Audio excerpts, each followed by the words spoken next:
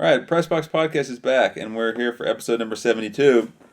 And in this episode, we're going to hit a few different topics. We're going to open up and talk a little bit about the Tiger Woods car crash that just happened, give our thoughts on that, before moving on to some Hall of Fame talk. We had the NFL name their 2021 Hall of Fame class, and we had baseball do that as well last month, or lack of Hall of Fame classes we'll get into. And then lastly, we'll hit on some news stories from baseball and football, some quarterback moves, some contract news in baseball, and finish up with that. But before we get going, as always, follow us on Twitter at PressboxPod. We're going to put up a poll question after this episode, actually, so we look forward to having you vote for that. And always, as always, just interact with us on there. We have a lot of fun with that as well. So thanks for listening, and enjoy episode number 72.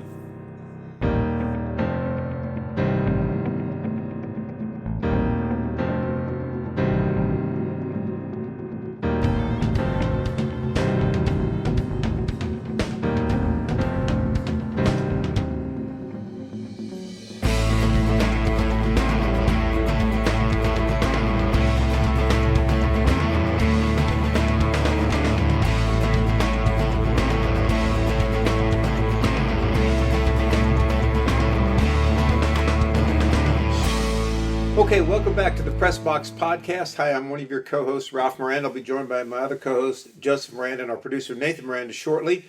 This is episode 72 of the Pressbox Podcast. If you're counting at home, we appreciate all of our listeners. Remember to connect with us on Twitter at PressboxPod. Check us out on Twitter. We post from time to time and hopefully a little bit more regularly. We've had polls on there before. We've had questions on there before, and we're going to try to do some more of that as we get into the new year. Before we get started, I'm going to bring in Joseph, and we want to talk a little bit about the news that broke a couple of days ago about Tiger Woods. I'm sure everyone who's in earshot of a TV has heard of that already. Tiger Woods involved in a single car accident. I believe it was Tuesday morning, if I'm not mistaken. Yeah. Was it Tuesday morning? In California, Los Angeles, actually. Rolled his car over an embankment and had multiple surgeries on his legs. So Joseph, I'm going to let you kind of jump in on that. I know obviously he's gone through a lot in his career with back surgeries and knee surgeries and so forth and so on, but this just seems like kind of the final blow. It's one of the worst blows probably, as far as physically, I think physically, right? Yeah. The back problems and even his lower body injuries, like the leg injury at the US Open, they're nothing compared to this, it seems like. But right. The good news was that they're saying it was just an accident. There's no substances involved, apparently. So right. That's good. Right. And he was wearing a seatbelt. They said, so that saved his life. Yeah, probably. So that's another good thing. So yeah, I mean, if I don't know. He's probably not thinking about golf right now much, but if anybody can come back from it, it's Tiger, right? I mean, and I'm going to, obviously, golf's secondary to his life, but I'm going to talk about golf a little bit because he's a golfer. If Alex Smith can play quarterback in the NFL after a pretty bad leg injury, now, obviously, I guess Tiger has an ankle and a leg, but he just got to play golf. He just stands there. Now, walking the course is actually probably going to be harder than than swinging the club. But if you can play quarterback and get sacked and run around, Tiger can come back and play golf. Did Alex Smith have any rods put into his legs? He did. Yeah. He did. I think he did. Yeah. He had multiple infections and multiple surgeries. And he almost had to amputate his leg. Yeah. I mean, the only thing with Tiger, which I agree with what you said, if anybody can come back from something like this, it would be Tiger Woods, considering what he's come back from in the past.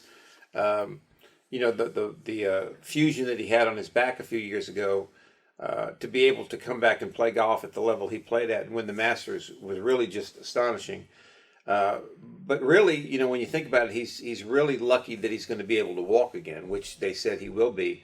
But you figure he had multiple fractures, compound fractures, where the bone comes out of the leg, an ankle that was pretty well shattered, and then they had to cut into his muscles to relieve some pressure due to the swelling from the injury. So it's going to be a long, long road to recovery with lots and lots of therapy. Gosh, I mean, again, like you also said very correctly, golf is secondary to this right now. It's his recovery that's the most important thing. But, I think it's going to be probably, if I had to guess, maybe late 2022 or early 2023, 2 years from now, where he could begin playing competitively again. And then it's a matter of, as you said, being able to walk the course and so forth. He's 45 years old. So if my timetable is even close to being correct, that would put him at probably around 47 years old, which, to me, I would love to see Tiger Woods just win one more tournament, so he could get the record. Yeah, the Sam Snead record. I think he will. Assuming he wants to come back and play golf, right? And he is on rehab track. I think you're going to start seeing videos trickle out of him hitting balls about next April. Probably. Like just on a range. And then you might see him even in a tournament in, like you said, September of 2022 or October of 22. 18 months to that range. So, that's my guess. Well, this is going to sound really, really weird, but what I'd like to see him do is like when he's ready to come back, enter like the Puerto Rican Open, where like there's a bunch of like no names playing in it, on the same weekend that like one of these World Golf Championships, and go ahead and win that, and get his 83rd win. But no, our thoughts and prayers. Go ahead. I'm sorry. Oh, no, I'm sorry. No, go ahead. You talking the wins are PGA Tour wins, right? So Total PGA Tour wins. it has to be on the PGA Tour. It has to be a PGA Tour event. The event you described is not a PGA Tour. Right. No, it is an event. Yeah. Puerto Rican Oh, Open? yes, it is. Yeah, yeah. Oh, okay. And the reason it's being held right now because the World Golf Championship It's not, is being held. it's not a PGA event. Is it? WGC is No, not. that's not a PGA event. No. But that counts towards your win total. He's won those. Yeah. But it's not a PGA. Well, it's PGA sanctioned event. Masters is not a PGA Right, sanctioned. but that counts towards his Yeah. Okay, so they don't have to have a PGA win. It's just total wins like playing golf, like on tour. Right. on tour. It's got to be. Well, the Masters, the majors tour are considered schedule. what? It's on the tour schedule. Yeah, So I is the know that, WGC. yeah. So is the Puerto Rican Open. Okay. Okay, so my point is that you can't go play the Dubai something No. and Beacon. I don't think so. No, you can't play that. No, that's true. But no, our thoughts and prayers are with Tiger Woods. We hope that he makes a full recovery and is able to lead a normal life. At least lead a normal life. Forget about golf for a minute. But I really think that you'll see Tiger Woods back on the golf course. It may just take a little while. he'll be back. But anyway, that's that. Let's get started by talking about some NFL moves, and let's start with the Hall of Fame. The NFL announced their Hall of Fame inductees. Do you have that up? We know Peyton Manning was one of the Hall of Fame inductees. It'd be easier to say he didn't get in. But Well, that's true. It would be easier to say who didn't get in, but Peyton Manning obviously very deserving to be in the Hall of Fame. Before we get into the list, Peyton Manning was really the only guy that deserved it this year. I mean, we've been through this in past episodes, but a true Hall of Fame career is what Peyton Manning had. He's the only guy that had it out of this crew. The other guys are very good players. Shouldn't be in the Hall of Fame. How do you want to do it? Have the list. You can start reading them. Yeah. This is the list of who made it, right? This year. Yeah. Okay. In the Pro Football Hall of Fame class of 2021. Yeah. Alan Faneca, guard. Yeah, I mean, Linemen are tricky, but linemen are very tricky. Alan Faneca was a good lineman. Okay, so I mean, I don't know. It's hard to say. Go ahead. Next guy. Next guy. This is the coach, Tom Flores. Yeah, I think he deserved to be in there in the coaching category. But I guess he played too at some point. Right? He did. Yeah, but I know he's in there for coach. coaches are separate. But still, still though. I mean, the coaches are, I guess, separate. It's a separate thing. Yeah, that was the first year they did it. But Yes. but even with coaches, is he on the same level as Bill Belichick and Don Shula and no? So he shouldn't be in the Hall of Fame. Those are Hall of Famers. They have some stats in these people. No, do not. Yeah, go ahead. Read Flores stats. 12 seasons, regular season record 97 and 87. Yeah, see, that's not that great. Postseason record 8 and 3. Overall record 105 and 90. 2 Super Bowls, right? Led team to Super Bowl title in second season with the Raiders. Guided Raiders to 27-10 victory over the Eagles in Super Bowl 15. They became the first wild card team to win the Super Bowl. Won the second Super Bowl championship with the 38-9 win over the Redskins in Super Bowl 18. At that time, his 2 Super Bowl coaching victories ranked behind only Chuck Noll.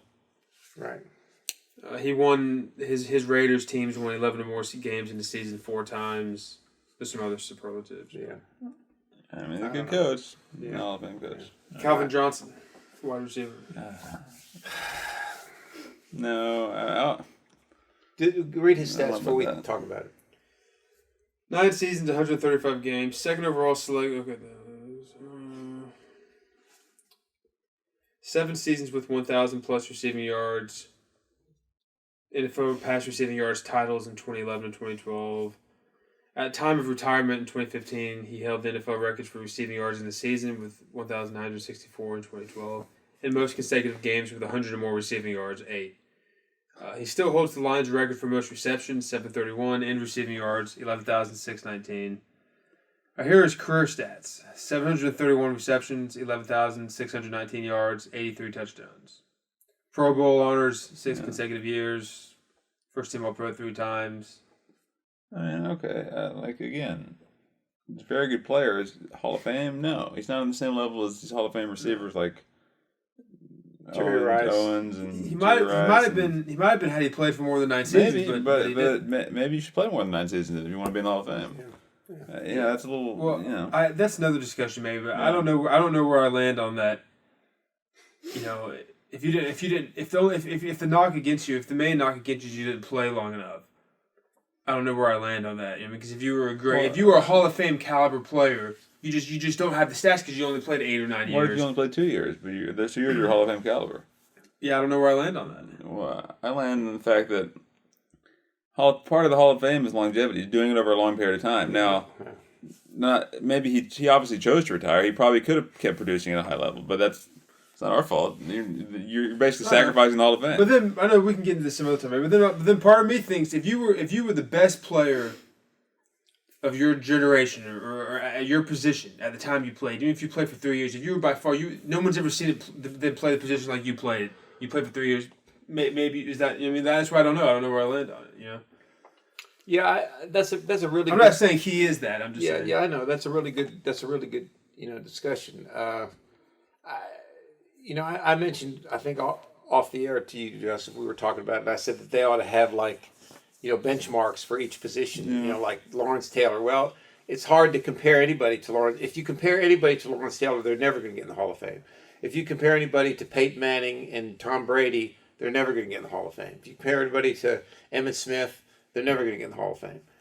So I think it's hard to do that, but there's got to be some kind of benchmarks, otherwise, because right now the way it's done is, all these voters, whoever they are, and I don't even know who they all are, baseball's got the Professional Baseball Writers Association, which you can debate whether they should be doing it, because some of those guys are idiots. But you talk about the football, they sit in a room and they banter it back and forth. I don't know how logical is that? You know what I mean?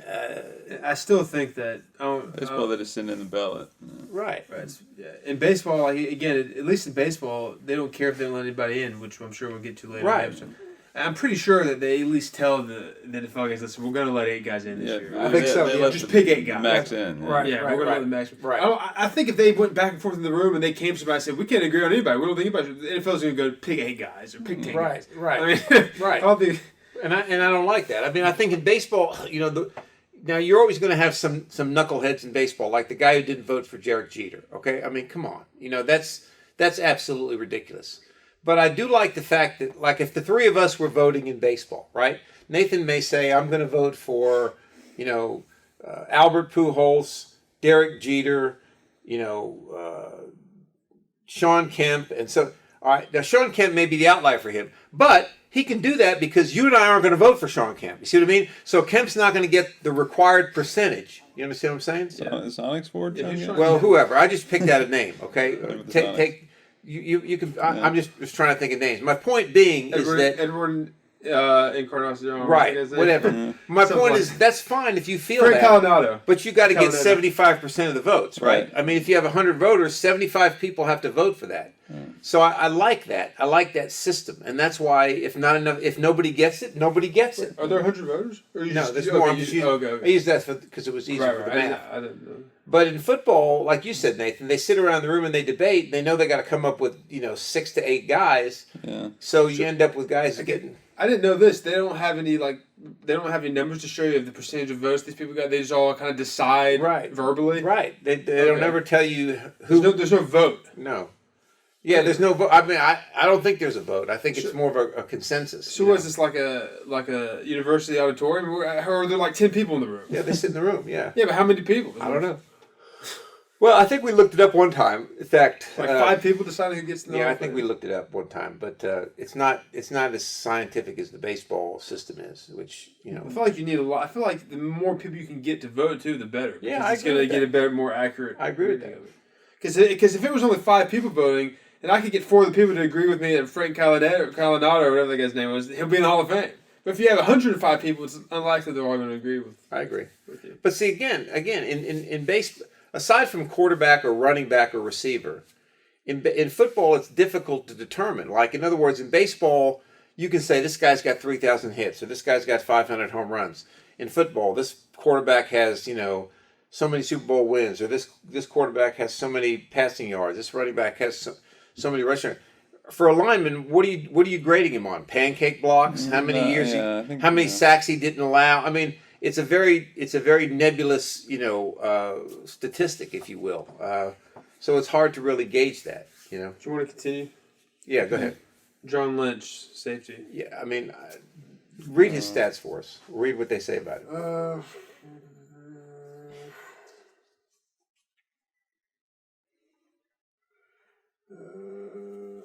And therein lies the problem. Well, I'm just trying to, because they'll say like when he was drafted, when he got the starting role. Yeah, that doesn't matter. Yeah, I'm trying to. Voted first. He voted with 9 Pro Bowls.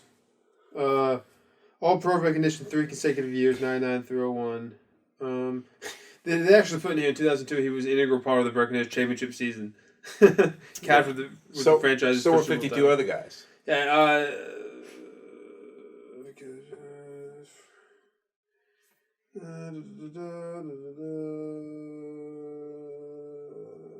Okay, in all, he recorded 26 interceptions, returned for 204 yards, 13 sacks, more than 1,000 tackles. I guess they didn't give you the actual number. Yeah. Credited with 90 or more tackles in the season 9 times. Yeah. Okay, that's nice. So he won the Super Bowl. All right, 90 or more tackles in the season 9 times is really just an average of about 6 tackles a game. I mean, so that's not tremendous. And I think that's Well, I guess it depends on the team, but for safety, I guess, unless a lot of stuff's breaking into the right the third level and past the right. I guess it's not too impressive, but I would think generally safeties are expected to not have as many tackles as linebackers. Right. You would think you would think so. Yeah.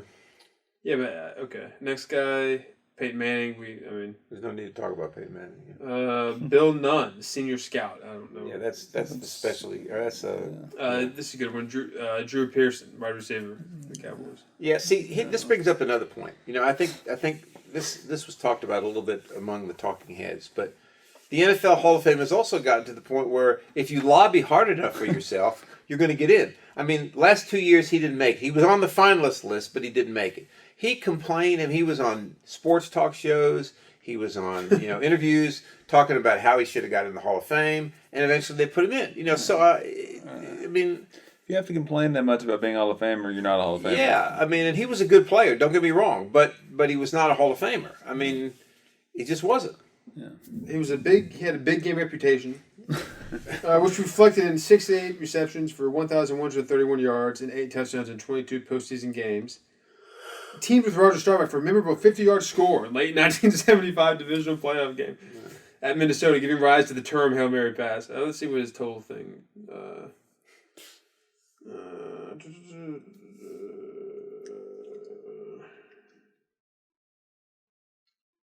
Retires as the Cowboys' all-time leader for receptions and receiving yards. Caught 48 touchdown passes. Named the first Was that his career? I guess. Yeah, Named the first team All Pro 3 times. Selected to play in 3 Pro Bowls. 1970s All Decade team. I don't think it's giving me his total yards and stuff. like his career. Well, I think 48 touchdowns would sound like a career touchdown mark. For him, he led team leader in receptions and receiving yards 4 consecutive seasons. Led NFL with 870 receiving yards in 77, 7 catches for 113 yards in 77 postseason as Cowboys won Super Bowl 12. Well, another thing, Pro Bowls to me shouldn't be a stat because it's not giving you his career stats. Yeah, because he doesn't have enough to be in the Hall of Fame. Yes, give you his postseason career stats. Right. They're trying to make him look good. Yeah, right. Yeah. And Pro Bowls, anybody, I think we talked about this once before, but if you're like the 5th alternate to the Pro Bowl, you're a Pro Bowler. I know. I mean, and to me, All Pro is the thing that you have to look at I because they only choose one per position. Across both conferences. Right. But if I'm a linebacker and 4 linebackers ahead of me can't play in the Pro Bowl and I go to the Pro Bowl, I'm a Pro Bowler. Here we go. I'm gonna track down the stats one way or the other. Here we go. All right. Career receiving yards 7,822. He had 1,000 yards 2 years. Okay. Touchdowns 48. What else receptions Catches. 489. Okay, now some of that passing wasn't the same in the 70s. It was not the same. That's right. You can't totally look at the stats. And they play 2 less games a year. That too. Okay, But that's a good point. But still. Not Hall of Famer. Next. Charles Woodson, cornerback safety. He made an immediate impact for the Raiders. You gotta let guys in on the immediacy of their impact. They're just recapping their career. That's what it starts with. Yeah. Let's see. Co-holder of NFL record with 13 career defensive touchdowns. One of only 2 players with Hall of Fame Mark Allen to win Heisman Trophy, AP Defensive Rookie of the Year, AP Defensive Player of the Year, and Super Bowl title in his career. But part of that doesn't even contribute to the Pro Football Hall of Fame. Right. Appeared in the Super Bowl. Made an appearance in the Super Bowl. Let's see here. Made an immediate impact. Won the Heisman. Total 65 career interceptions, tied for 5th in league history, 4th in NFL history for passes defensed, right, with 183. Twice led the NFL in interceptions, with 9 in 2009 and 7 in 2011. In 2014, he became the first player in NFL history with 50 career interceptions and 20 sacks. I'll stop there. I'm okay with Woodson, actually. Yeah. I mean, if you're gonna, corners are almost kind of like linemen. Like, there's not as many stats as opt for like receivers, running backs, quarterbacks. Like, he's probably a Hall of Fame defensive back. He played for 18 years.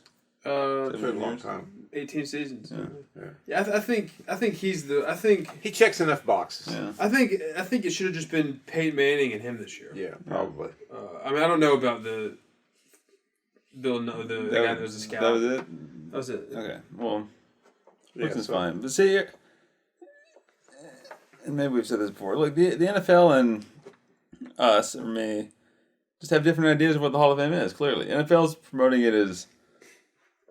Was this guy a good player? Let's put him in the Hall of Fame. Let's showcase our good players throughout the league, right? Right. Exactly. And I'm more in the baseball camp as the best of the best, the very top notch players, Right. Like of all time deserve to go in the Hall of Fame. Not a bunch of good players. Right. Yeah, it's like that's exactly what it's just a different. Yeah, I mean, It's a different belief of what the purpose is for it. Right. And maybe they shouldn't call it the Hall of Fame. Maybe they should call it the Hall of Good. the Hall of Honor or something. Yeah, the Hall of that's Honor. Good. The Hall of Honor. That's But good. because that's what they're doing. They're honoring Drew Pearson. With his career. Right. You had a good career. We're going to honor you. Right. John Lynch. We want to honor his career. We want to honor him. He had That's a good not a career. bad idea, really. But it's not Hall of Fame. Yeah. Career. Well, or maybe the 3 of us have been to the actual Hall of Fame in Canton, Ohio.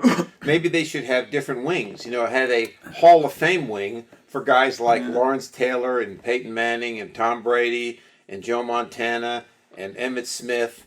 Guys like that, and then have a Hall of Honor. For the guys that. Yeah, I think I'm more with Nathan. You make it all or nothing. Like either change it or one way or the other way. And the way you just put it there just makes it look so ridiculous. Like the 5 guys, like you named, Lawrence Taylor, Jerry Rice, Tom Brady eventually, Emmitt Smith, Brett Favre. all in the Hall of Fame, obviously Hall of Famers. But then along in the same class are John Lynch, Drew Pearson, probably some more guys that the names escape me. They're not on the same level. It's why are they in the same group? Well, that's why, like, I think maybe it should be. I don't know. I don't know if I would say it should be all or nothing. I kind of like the idea that. I wouldn't hate it if they came out next year and said, "Listen, we're going to continue what we're doing, but it's now called the Hall of Honor." But then they can make this a big show. People would love it. But then they said, "But we're going to reinstate what the Hall of Fame is supposed to be. We're going to go back, have a show, and we're going to select of the guys who we have let into the Hall of Fame. We're going to select the real Hall of Famers. Right. Everybody else will be included in the new Hall of Honor. Yeah. And they can have a show where they elect it, and it'll just be like very minimum guys. I mean, only the best of the best. Yeah, I agree. I don't disagree with that. And then I think that'd be kind of neat. That would be kind of neat, yeah. But they definitely have different ideas. And they also think not only are you good, but like when you were playing, were you like one of the big name guys? Right. You know, like were you talked about like Calvin Johnson, big name player, live in the Hall of Fame. You know? Yeah, I agree with that. I mean, I don't disagree with that at all. I mean, but I still don't know where I stand with people like Calvin Johnson. Because I think with him it's mostly just he just played like 8 or 9 years. That's what hurt him. So I don't know where I personally stand on that. Because I think of Patrick Willis too. Because I know you are part of things Hall of Fame because he didn't play that long, but well, but if you're going to put guys like John Lynch in there, you're going to put guys like I think in their mind he may be, but I'm saying in the true Hall of Fame, do I think he should be? Because I haven't watched it. I didn't watch a lot of the great players that you've watched, but he was the best linebacker I've ever watched. He was a Hall of Fame caliber player, but I don't think he should be in because he only played 8 years. That's just how I think. I think maybe you should let all Hall of Fame caliber players in the Hall of Fame. Yeah. Otherwise, why are we calling them Hall of Fame caliber? Yeah. And my point is, you got to cut it off somewhere. Like, what? I don't think you do. So if some guy comes out and has a great season, has an immediate impact, like if a guy plays 1 year and he retires, if you think he's a Hall of Fame caliber player, I guess, but no one's going to say that though. No one's going to say somebody's Hall of Fame caliber after 1 year. I guess the question becomes, and not so much with Patrick Willis, but take a guy like Terrell Davis. Okay, we've talked about that. Nathan's saying he's a Hall of Famer. Well, is he a Hall of Fame caliber player though? I don't know if he is. We don't know. See, that's the point. I'm not. The point I'm trying to make is the guy played from 96 to 01. Okay, he had 2 great seasons. 97, they won the Super Bowl. 98, he rushed for 2,000 yards and they won the Super Bowl. That was it. Okay, now he got hurt, but still, the point I'm trying to make is he didn't do enough to me because we don't know if he would have extended that. Right. Right. If he would have stayed healthy and played for another 10 years, would he have kept that pace up? I don't know. I don't really remember watching him, but that's what you have to say. Well, when you watched him play, did he set himself apart from all the running backs, not just with his stats so much, but just did he look like a Hall of Fame caliber runner? Yes or no? But you make a good point too that's where he differs from Willis. Like 96, I don't think he played very much. Did not. No. Like you said, 97, 98. Took a step down in 98, 99. 99. He got hurt in 2000 or 01? No, he got hurt in 99. Okay, yeah. So, but Willis from the get-go put together 8 seasons. Yeah. Where I think you can comfortably say, had he played 8 more seasons, he would have kept that pace up. Yes, I think so. You can't say that for Terrell Davis. No, you can't say that for Terrell Davis. That's right. And you could also, Patrick Willis checks the same box that Lynch did. He was an integral part of the 49ers Super Bowl appearance in 2012. They're just looking for things to say. Yeah, I mean, so I think you have to look at that. For somebody, let's put it this way, and they may do this, but for somebody who doesn't play a lot of years, i.e. Calvin Johnson, Patrick Willis, Terrell Davis. Jim Brown played 9 years. Yeah, but I think Jim Brown... Barry Sanders. Yeah, but Jim Brown... Sanders played 11 years. Sanders had the second most rushing yards. No, I'm not saying these guys shouldn't be in. I'm just saying pick guys who did play many years. Yeah, and say, would they have continued that pace? And I think for a guy like Barry Sanders, he did it for 11 years. Yeah. Okay? I think Jim Brown and Barry Sanders are Hall of Famers. Yes, I agree with that. Gale Sayers, I don't... Not sure. Maybe, I don't know. So yeah, I don't know. It's kind of a tough... I think Nathan hit on the main point is that I think in baseball they're looking at true Hall of Famers, where in football they want to put enough guys in every year. Everyone who's listening, the idea that you probably have in your mind of what the Hall of Fame means, that's what baseball considers it to be. Right. That's right. That's a good way to put it. Yeah, in football, like you said, they say, look, we're going to put 8 guys in this year. Yeah, they call it the Hall of Fame, but whatever you have in your mind listening of what you think the Hall of Fame means, is not what the NFL thinks it means. No, it's not. I don't think. I agree with that. I think that's because if it were, they would not try to have the max number in every year. Right. If they really thought that's what it meant, you would see one guy going in some years, Right. no guys going in, two Right. guys going in. That never happens anymore. Right. Did it used to happen? I don't know. Back in the 80s when they let people in. No, 70s, no, I don't remember it being that way. I mean, and I think your point is well taken too, Nathan, because in baseball, they talk about when they induct these guys, but it's not a big ceremony and production like the NFL one is. So I think that's what they want. They want 5 or 6 guys to make speeches and all this stuff. They want this. Whereas if you only have 1 or 2, it's not going to be that, right? Yeah. And they have the game, the Hall of Fame game. Right. It'd be weird if no one's in the Hall of Fame and you have the Hall of Fame game. They have some exhibition at the baseball Hall of Fame. They used to. I don't think they do anymore. Yeah, I don't think it was ever part of the induction weekend. No, it wasn't. No. Yeah. All right, so that's kind of our take on the Hall of Fame. Let's go ahead. Do you want to talk about the Baseball Hall of Fame, or do you want to do that at the end? The finalists that didn't get in, or the people who could have got in. Yeah, we can talk about that now if you want to. Yeah. To transition. Well, 2021 baseball, nobody made it. Yeah. I think who got the closest? It was Did they release the voting? Was it Didn't Schilling get 71%? He did. He got pretty close. Schilling got 70% of all ballots cast in 2020, the most of any returnee. Yeah. The only other three candidates who received at least 50% of the vote in 2020 were not elected are Roger Clemens at 61% of the vote, Barry Bonds 60.7%, and Omar Vizquel 52.6%. Omar Vizquel. Yeah, I think they're going to let Bond and Clemens in on their last attempt. Yeah, probably. Whatever that is, they're just making them sweat it out. But Yeah. I mean, look, I'm not 100% sure Schilling's a Hall of Famer. Like, I don't know. Baseball's doing it right. None of the Bond and Clemens we know is. So you a think different Bonds and story. Clemens, they're going to let him in? It's just I think they're just making him wait. okay. But Schilling, you think that 70 may be an accurate percentage for him? Maybe. I mean, Did he have something that would hurt? Did he not have some type of thing that people don't like him a bit for? Well, he's a conservative. Yeah, he claimed he thinks that hurts him, which he may or may not. I But haven't heard him. he's made some comments, some conservative comments that people haven't liked. Let's put it that I didn't know that. Yeah.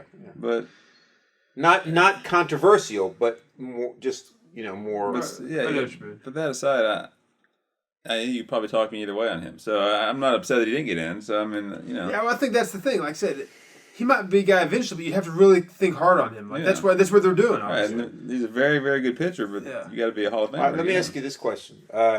Next year, A-Rod will be eligible. Okay. He'll be in, obviously. I don't know. But he's changed his image now. People has changed. That's a good test to see. Yeah. But that's a great test. If A-Rod gets in next year, Bonds and Clemens ought to follow him right in there. Okay.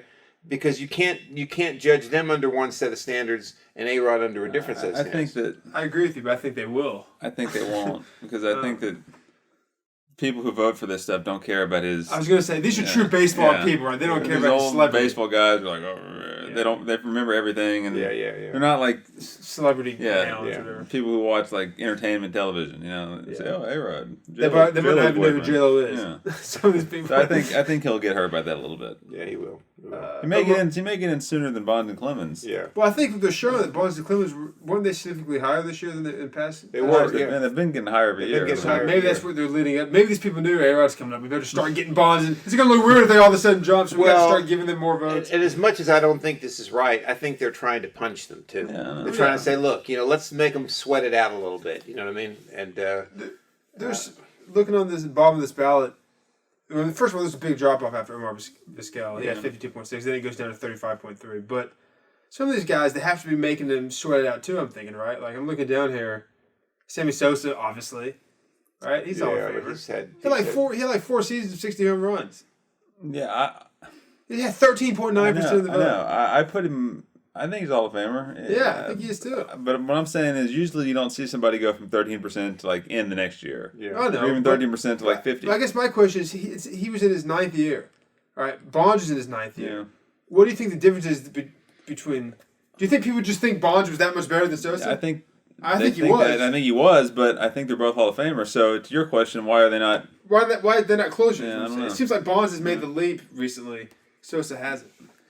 Some other people here that I thought were Unless you probably have some voters that make the argument that like well, I'm gonna take out Bond to steroid years, quote unquote steroid years. Yeah. Well, he won 3 MVPs with the Pirates. Like Yeah. he was a Hall of Famer before that. And So was take Clemens. You can't really say that for Sosa if you believe he took steroids and you're that's right. penalizing for that. Like That's right. that's what made him. If you take out basically. steroids, that's his career. Yeah.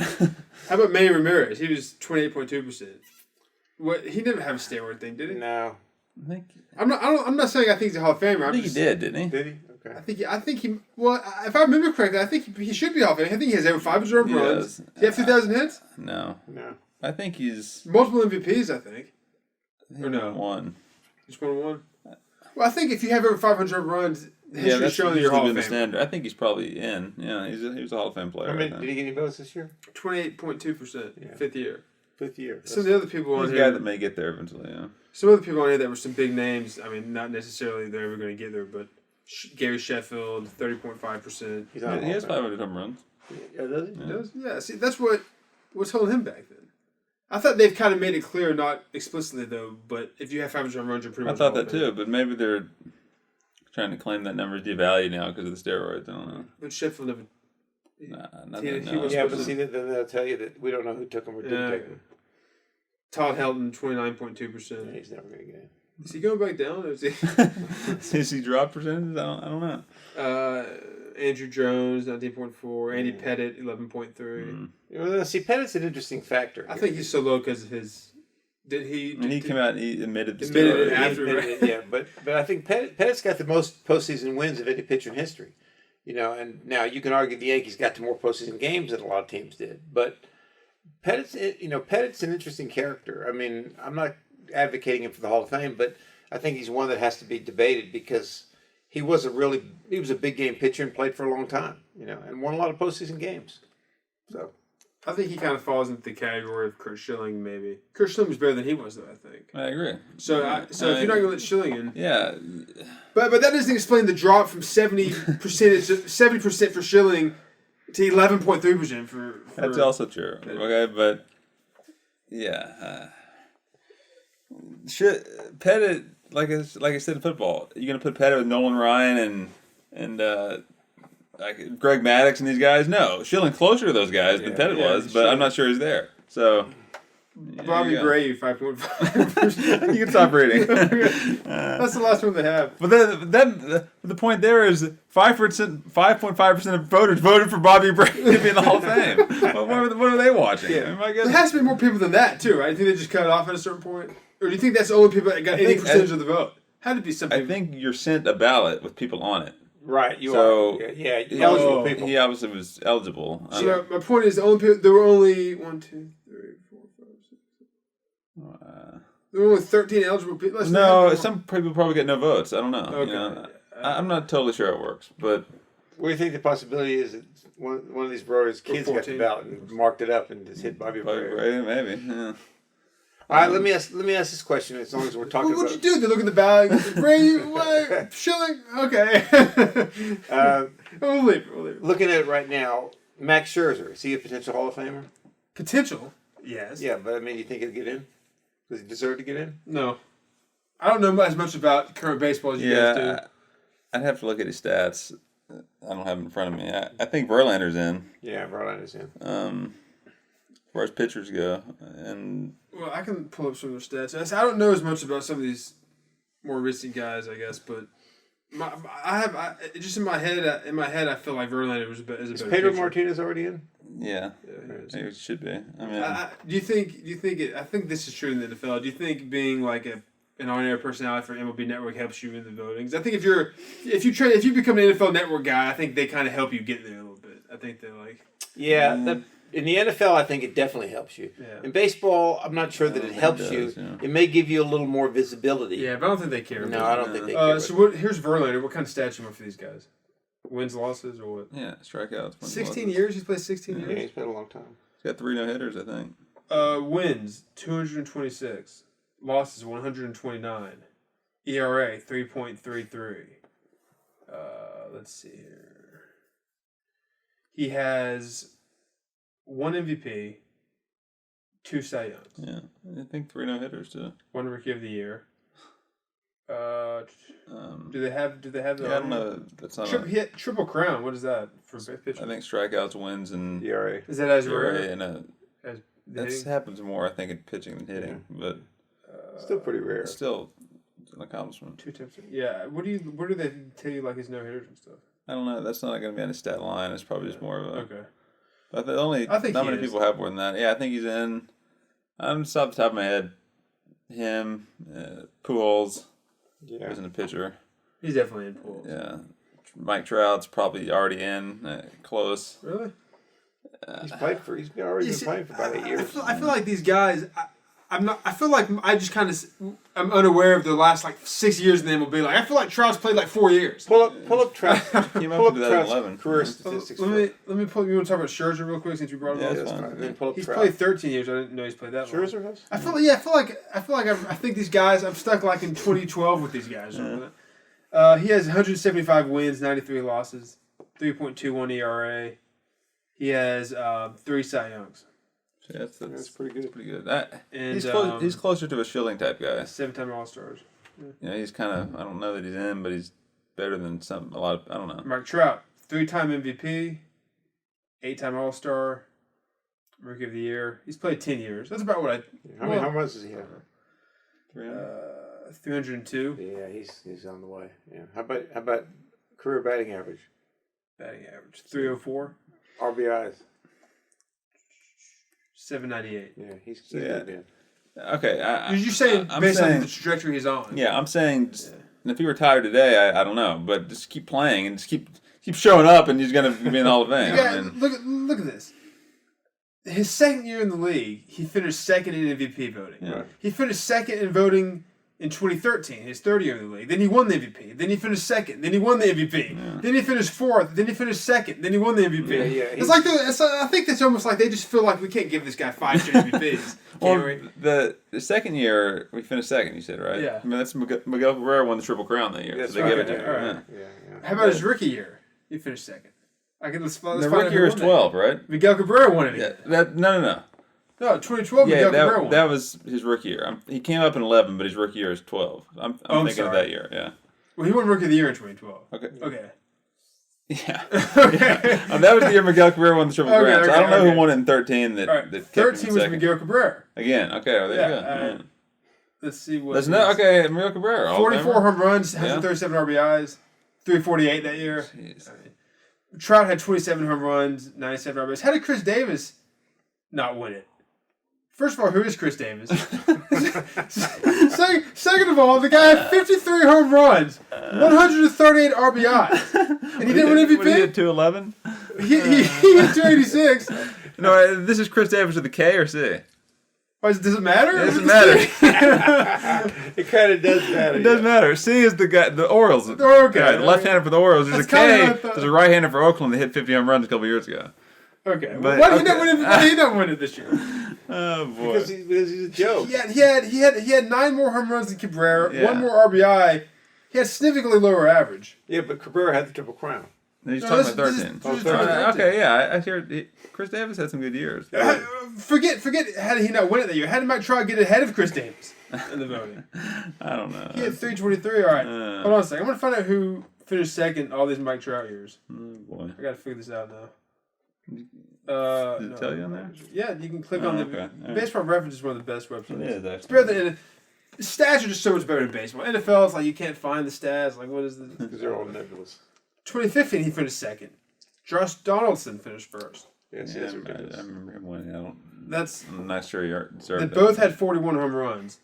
Donaldson had 123 RBIs. Trout 90. Donaldson hit 297. Trout 299. It was like that was one where they said we can't. You're right. You're right on that. Yeah. That was one where they said we gave it to Trout the year before. We gave it to him. They gave it to him the next year. They didn't want to give him a 3 straight MVP. Right. 2018 that was no excuse because he finished 4th in 2017. Who won in 2018? Mookie Betts. I remember he had a good year. I don't remember exactly what he did, but 32 home runs, 80 RBIs, 346 average. Trout had 39 home runs, 79 RBIs, 312 average. again, they're trying to mix it up. Yeah, He's mixing it up. Mookie Betts, they figured he's never going to sniff it again. Let's give him MVP. But I think we just made our case for Mike Trout. Yeah. Mike Trout is a consistent performer, Yeah. okay, at a very high level. Some of these guys have only done it 1 or 2 years. So I think, to Joseph's point, I think the question with him is, I think it's obvious if he continues, he's going to be. Yeah. The question is if he retires tomorrow morning. He might be. I bet you he'd get enough votes. I think you would. I think he's a Hall of Famer. Yeah, I think he is. But, so those are the guys off the top of my head that are playing now that I think are probably Hall of Famers. Miguel Cabrera, I think probably. Oh, he's definitely a Hall of Famer. Yeah. But when you look at, I think if you win the Triple Crown, he has over 500 runs. Not yet. I don't think. When you look at some of these pitchers, though, and you think about Greg Maddux, his pitcher's average is high. Greg Maddux, 350 wins, over 350 wins. I mean, that's pretty never amazing. Never going to see that again. Yeah. Well, Greg Maddux. Yeah, but that's my point. Is that you look at some of these, like Verlander. You said Verlander's probably in, and I agree. 270 wins over 16 years. There wasn't even that many, I thought. Let's see. It was 225, right? No, I think Verlander had two. Yeah, you're right. 225. That's right. 226. Yeah, and the guy's 16 years. And how many years did Maddux play? 20. 24? Yeah. He played quite a bit. Greg or Gary? I'm just kidding. Gary Maddux. Is that he had a brother. That's Mike Maddux. Mike Maddux. He played 23 years. 3 years, okay. 355 wins. Okay. But I'm sure if you would have used the math, So Verlander's got to play 7 more years and average basically 20 wins a season to get there. And he's not going to do that. Clemens played 24 years, 354 wins. They're just trying to piss off Clemens.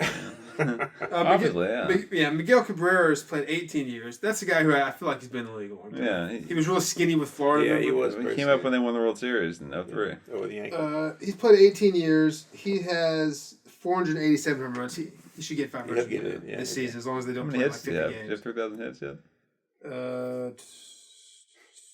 2,866. You should get that. No. This is going to be a big year for Miguel Cabrera. This is going to be a big year. Lord willing, it will be a big year. I think he's too old and fat now. Yeah. 2 MVPs. Yeah, but is he too old and fat to get 200 hits and 20 home runs this season? He's not going to get 200 hits this year. He'll get the home runs he needs. What does he need, 13? Yeah. I don't know. 500 minus 47. 13. Okay. The hits, he may have to come back another year. It depends. But, yeah. He has to get, what? He has 2866 hits. He needs 100. He needs 40. 134 hits. Yeah. Doable. It's doable, yeah. Still hard. It's going to be hard. I would have thought he won the MVP more. I don't know if he's going to play every day. That's the problem. That's the thing. He has to play every day? At this point, I don't think he will. No. I don't know. Well, he won the DH a lot. He won the Triple Crown. I think that's an automatic almost. Yeah, I think he's in. Yeah, for sure. Not automatic. Some random guy could do it, but Chris Davis with a K could do it. All right, what else we're talking about baseball? All right. Contracts, right? Tatis. Oh, yeah. The Gatorade commercial. Yeah, Nathan said he got that contract from a couple Gatorade commercials. The guy's smart. The guy thought, does anybody know who Fernando Tatís is? No. Outside of San Diego. Even then, I bet you they don't know. So he did a bunch of national Gatorade commercials. A lot of them aired, I think, maybe not on the Super Bowl, but they've been airing a lot. So people are like, oh. First of all, his dad played in the major leagues. He had the 2 grand slams in 1 inning, which is claimed to Wait, fame. does his dad play for the Blue Jays? Maybe. I remember him for the Cardinals more. He played for the Expos, I think. But anyway. Is this guy junior? Yeah. Okay. And I tweeted this. The guy he's played 143 career games. Okay. By the way, Dante Bichette still plays in the league. Maybe he should get a contract like that. So I don't want to hear about his father playing in the league. Yeah. Last season, there was a 50-game season. Right. He didn't play a full 162 the year before. He came up halfway through. He hasn't even played 162 games in his career. I know, yeah. And they give him this contract, make him do it 1 or 2 more years, then give him the contract. I agree. Yeah, He's got a lot of energy. He jumps around. Nathan's right. He bangs on the fence or on the thing. He does commercials. That's why he got the MLB's trying to create stars, right? And they basically probably told the Padres, look, give this guy the contract. Yeah, what's more than ready to create stars? Give some guy a mega contract, right? And all of a sudden he's a star. I wouldn't put it past him. Like, Yeah. I also think they have no intention of pay. Well, they're guaranteed, I guess, in baseball. Yeah. Yeah, okay. But they have no. How many years do you say? 14 years. The Padres have zero intention of having this guy on their team for 14 years. All right. Well, then they're gonna have to trade him because he's gonna get the money. I don't know, but they have zero intention of having him on the team for 14 years. Zero. Maybe the MLB told the Padres, we'll pay half of this contract to you if you just. I think a lot of these guys, they do whatever they have to get the guy signed. Maybe he wants 14 years. I don't know. But then they figure, well, we'll cross that bridge when we get to it. After year 5, we don't want him anymore. We'll cross that bridge when we get to it. I think. I think only a couple cases do they sign the deal and they shake hands like, wow, we're going to have him for 14 years. Oh boy, yeah, but we're looking forward to this. Justin makes a good point though. I mean, you have to be somewhat careful in baseball because if you don't want him on your team, say after year 9, you're going to still have to pay him. I mean, and that's unless you find a team to take the contract. Yeah, that's right. I mean, those are guaranteed contracts. Again, I think they cross that when they get to it. Well, These teams have so much that's money. why the Padres never win. Okay, well, the alternative to that then is you're telling me the Padres want Fernando Tatís Jr. on their team for 14 years. you tell me they want him. Well, you tell me they're going to be hitting Tatís clean up with their lineup in 2040. How old is he? 22, 21. 22. Okay, yeah, I mean it's possible he plays. What's 14 years from now? Is 2035 of the year? Turn on the Padres game in 2035. He's hitting clean up. They don't think that's happening. How about Bryce Harper? Is he a Hall of Famer potentially? Yeah, potentially. Yeah. I mean, I shouldn't keep saying. Is he on the right career path?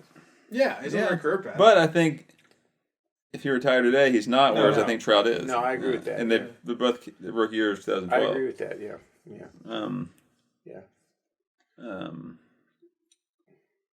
So yeah, that's interesting. That's my point in the contract. Make him prove it. You have him under club control for another.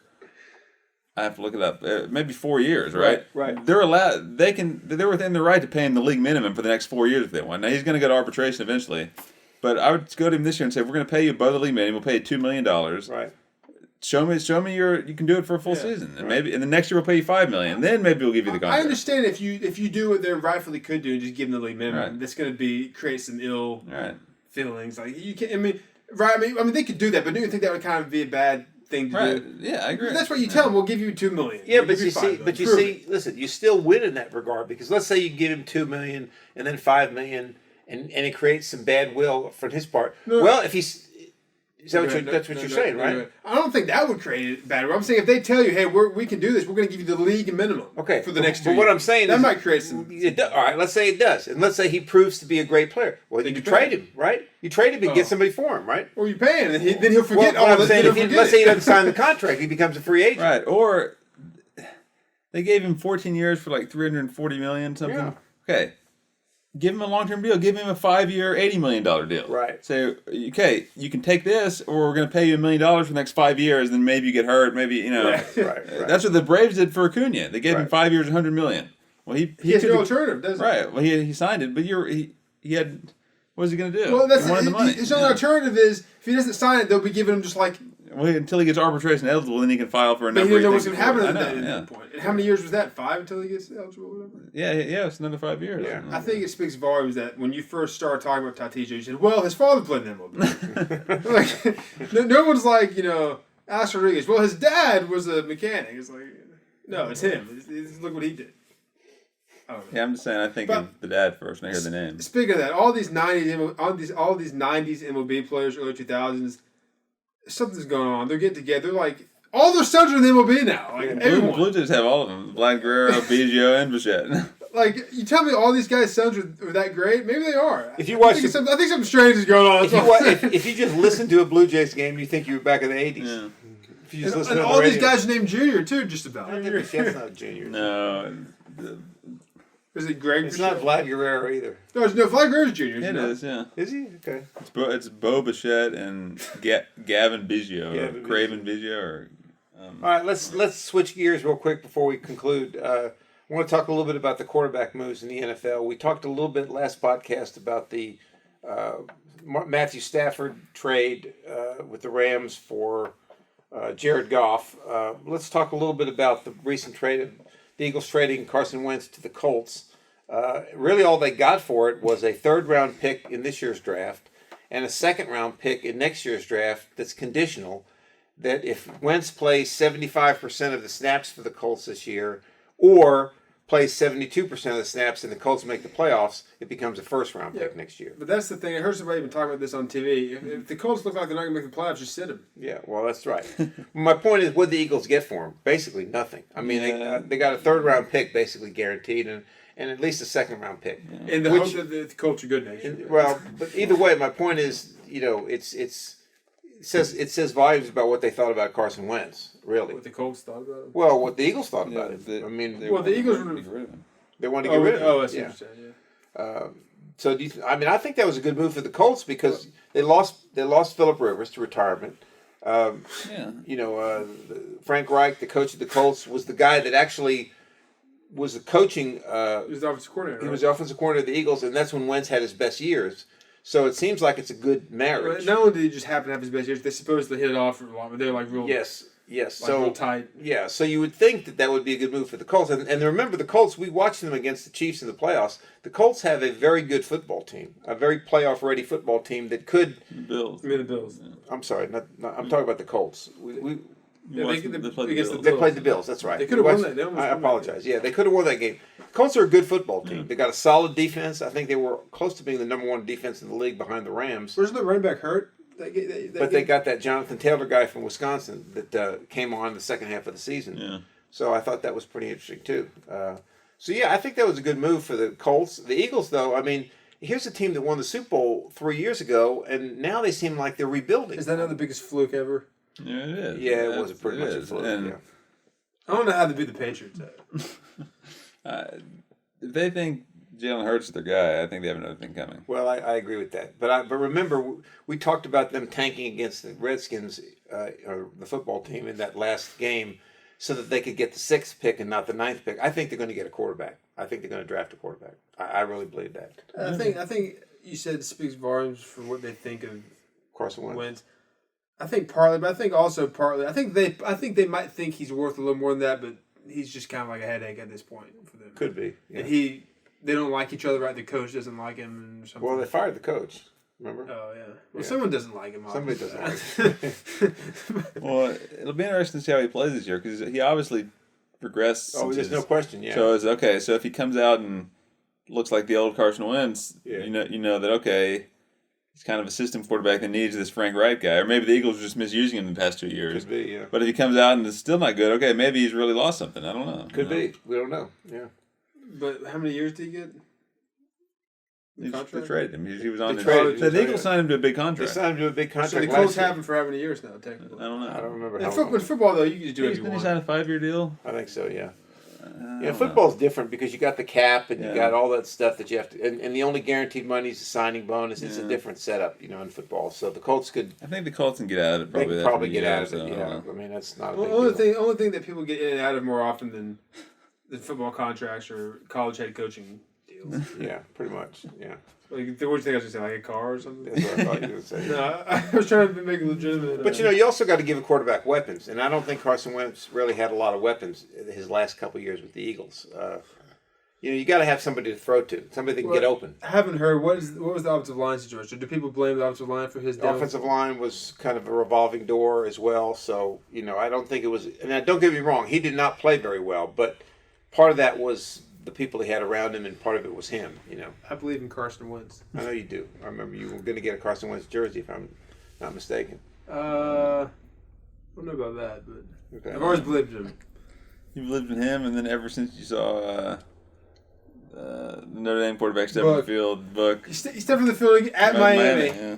All right, and he was driving down the field. I thought he just looked comfortable. Right? He didn't look like he was shell shocked. And then he threw a pick six, but still though, I just thought then that didn't seem to faze him. That was the thing too. After the pick six, he just didn't seem to. He shrugged it off. Kind of. I was like, this guy's gonna be If something. Nathan was an NFL GM, you'd have Book targeted like in the 4th or 5th round in this draft. Well, let's You have to draft it. let's set all this up You for could draft Nathan. Let's set all this up for You have Nathan to, to give him his props. Okay. The year he's referring to was 2017. Notre Dame. I believe They're at Miami. they were They're at no. Miami. I know they're playing Miami, but I think they only had 2 losses or 1 loss at the time, if I'm not They were mistaken. good. I don't know. They were pretty good. I was watching it, so And they had that. I forget who the quarterback was for Notre Dame right now. That was their starter, but yeah, Miami just started to blow them out. And you're right. They put Ian Book in, and Notre Dame said this guy's going to be pretty good. And sure enough, Ian Book went on to become the all-time victories leader at Notre Dame for a quarterback. I mean, he surpassed every quarterback to play at Notre Dame when it came to wins, and I think he ended up either 3rd or maybe 2nd. He ended up 2nd in passing yards behind Brady Quinn. So good call there. The other thing, Nathan, if you remember, about 15 years ago or longer, he made a Tony Romo bobblehead doll and said Tony Romo was going to be the next guy. And sure enough, Tony Romo ended up being the starting quarterback for the Dallas Cowboys. I can't take total credit for this. I don't know if I said this guy's going to be the next star. I'm making it. I think it was more. I had one of those make your own bobbleheads. It was a blank. It's a blank bobblehead. Right. You paint. It's a football player, but you paint whatever you want on it. Right. And I wanted to make a bobblehead that no one else had. Right. So we looked down Raw, and I think Joseph might have said, make a Tony Romo bobblehead. And we were like, who is this? Yeah. And somehow he was like the third string quarterback for the Cowboys. And I was like, I'm the only person in the world probably has a Tony Romo bobblehead. That's why I made it. I didn't think he was going to be great. Yeah. Okay. Turned out to be great, and I could buy a Tony Romo bobblehead at any corner in Texas now. But you had the original one. Yeah. It'll be going on eBay after this broadcast, dude. Oh boy. So it'll be interesting to see what happens there, and we're going to have some good discussions because NFL free agency here starts yesterday. Not yesterday. Maybe it was Tuesday. Was the first day, or maybe it was yesterday, where teams could start putting the franchise tag on players in the NFL, and the NFL free agency will start here in March, and then we'll have the draft. So it'll be interesting. Yeah, it'll be interesting to see. Yeah. So Well, yeah. I'm not big on the draft. I guess it's neat to see who gets picked where, but then after that, after the night, you're like, oh boy, and then you wait like 6 months to see if anything comes of it. Well, but see, here's the thing. Here's the thing. You're falling in the trap of the NFL draft. How do I want to say this? The guys picked in the first round are not as important as what you do in the third through the fifth rounds. That's where your team is built. Is can you get quality players in the third through the fifth round? And nobody ever sees that because nobody ever watches the draft when it gets to that point. But even if you watch it though, my point is you don't know if you've really got a quality player sometimes in the first round because you don't know if he's quality in college, but you don't know. You know even less if you got a quality guy in the fifth round if you're a fan. You don't know if you're a these guys, fan, that's right. But that's why it's an important event because your team has to be good at evaluating talent. It's an important event for the team. Yeah. But for the fans to talk about, is it that big of a deal? You don't know who half the guys are. No, I agree. Yeah, I agree with that. I think everybody should start talking about I think they should have the draft on TV, right? And then in week 6 of the next season, they should go back and have their draft review and talk about the draft. Yeah. Well, yeah, I agree. I mean, you bring up a good point. It's the same in college recruiting, right? A lot of people follow college recruiting and who they sign. It's the same thing, right? I mean, the guy you signed as a freshman, what was he like when he was a senior, right? That's when you need to evaluate the recruiting class. And it's the same with the draft. So that's even more ridiculous because you're talking about like this 18-year-old's looking great. It's like, guy's 18. Like, All right. Well, anyway, hope you enjoyed the first episode of post NFL season. We got a lot of great guests coming up. We do. We won't give them away just yet. We've got some lined up that we think you'll enjoy here as we get into the spring sports calendar, as we've talked about before. And so that'll do it for the Press Box Podcast, episode number 72. We hope you enjoyed it. Remember, hit us up on Twitter at PressBoxPod. Want to hear your comments and your thoughts on some of the things we were discussing today. And we'll see you again on the next episode of the Press Box Podcast.